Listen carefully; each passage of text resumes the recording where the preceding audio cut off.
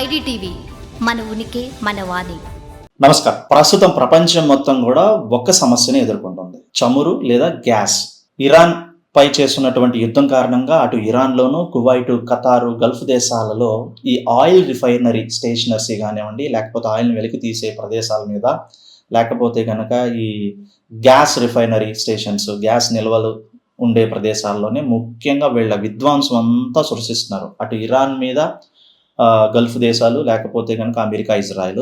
ఇటు గల్ఫ్ దేశాల మీద ఇరాను.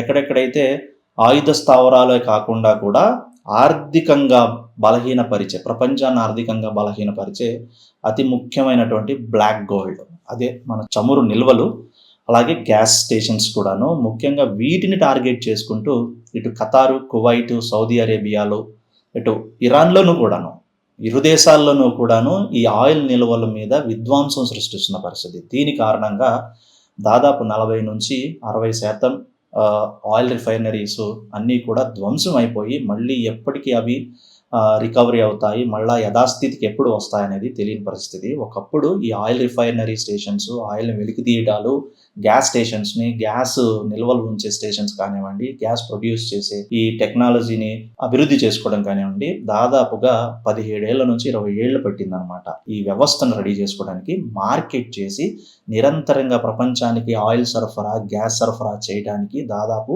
25 ఏళ్ల వరకు కూడా పట్టింది. ఇంత పెద్ద వ్యవస్థ రెడీ అవ్వడానికి, ఇప్పుడు ఇంత స్థిరంగా యుద్ధం జరగకముందు వరకు వాతావరణం ఎలా అయితే ఉందో ఆ వాతావరణం కల్పించడానికి, ఇప్పుడు ఈ ఇరు దేశాల యుద్ధంతో సర్వనాశనం, విధ్వంసం అవుతున్నాయి. Gas stations, gas refinery places కానివ్వండి, ఆయిల్ రిఫైనరీ ప్లేసెస్ కానివ్వండి, వీటిని మళ్ళా పునరుద్ధరించాలి అని అంటే, యథాస్థితికి తేవాలి అని అంటే ఎన్నేళ్ళు పడుతుందో తెలియదు.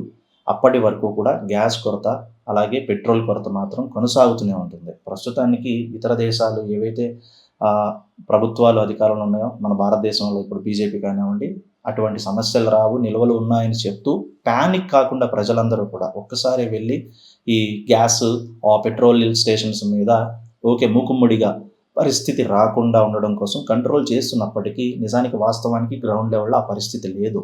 చాలా హోటల్స్ మూతపడ్డాయి. చాలా సిటీస్, బెంగళూరు, చెన్నై, కర్ణాటక, బాంబే, గుజరాత్, హైదరాబాదు, మెయిన్ పట్టణాల్లో అన్నిటిలోనూ కూడా ఈ స్టేషన్ గ్యాస్ మీద ఆధారపడిన వ్యాపారాలన్నీ మూతపడ్డాయి. దాదాపుగా ఒక పూటే నడుపుతున్నారు.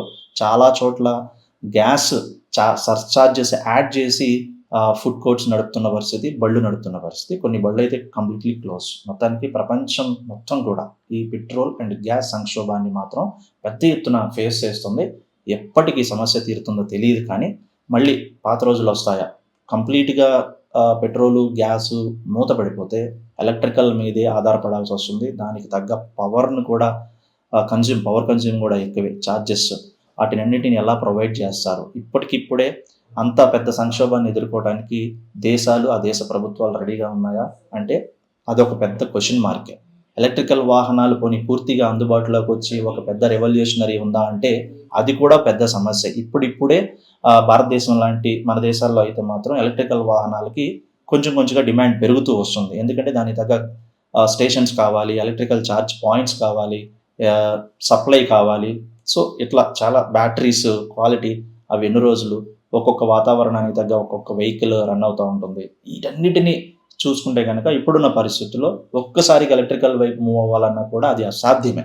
కాబట్టి సో ఓల్డ్ అయితే ఖచ్చితంగా ఈ పెట్రోలియం గ్యాస్ సమస్యను మాత్రం తీవ్రంగా ఉంది, కానీ పైకి మాత్రం ఆ సమస్య లేదన్న విధంగానే వార్తలు, లేకపోతే ప్రభుత్వాలు చెప్తున్నప్పటికీ గ్రౌండ్ లెవెల్లో మాత్రం చాలా దారుణమైన పరిస్థితి.